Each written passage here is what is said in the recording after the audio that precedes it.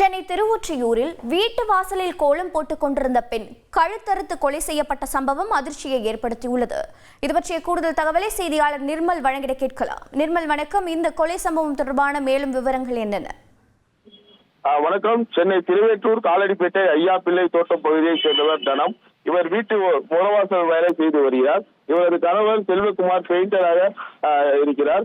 அக்கா மகள் செல்வி திருப்பூர் மாவட்டத்தைச் சேர்ந்த காளிமுத்து என்பவரை பேஸ்புக் மூலமாக பழகி 3 ஆண்டுகளாக காதலித்து வந்துள்ளனர். கடந்த மார்ச் மாதம் அன்று இந்த இருவருக்கும் திருமணம் ஆகி திருப்பூரில் சென்று மறுநாளே செல்வி காளிமுத்து தன்னை சந்தேகப்படுவதாக கூறி திருவேற்றூருக்கு வந்து பெற்றோரிடம் கூறி இனி காளிமுத்துவுடன் வாழ மாட்டேன் என்று தெரிவித்துள்ளார். செல்வியை சமரசம் செய்து அழைத்து செல்ல காளிமுத்துவின் குடும்பத்தினர் வந்து பேச்சுவார்த்தை நடத்தினர்.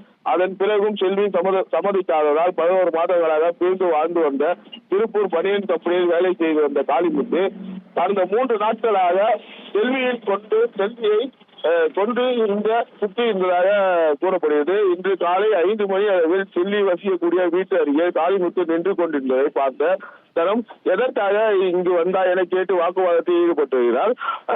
மனைவி செல்வியை கொலை செய்யும் நோக்கத்துடன் வந்த காளிமுத்து தடையாக இருந்த செல்வியின் சித்தியை தனத்தை கழுத்தை அறுத்து கொலை செய்துவிட்டு தப்பி ஓடிவிட்டார்.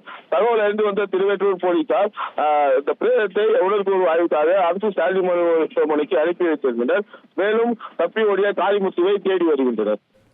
உங்கள் தகவல்களுக்கு நன்றி நிர்மல்குமார். செய்திகளை உடனுக்குடன் தெரிந்து கொள்ள உடனே சப்ஸ்கிரைப் பண்ணுங்க.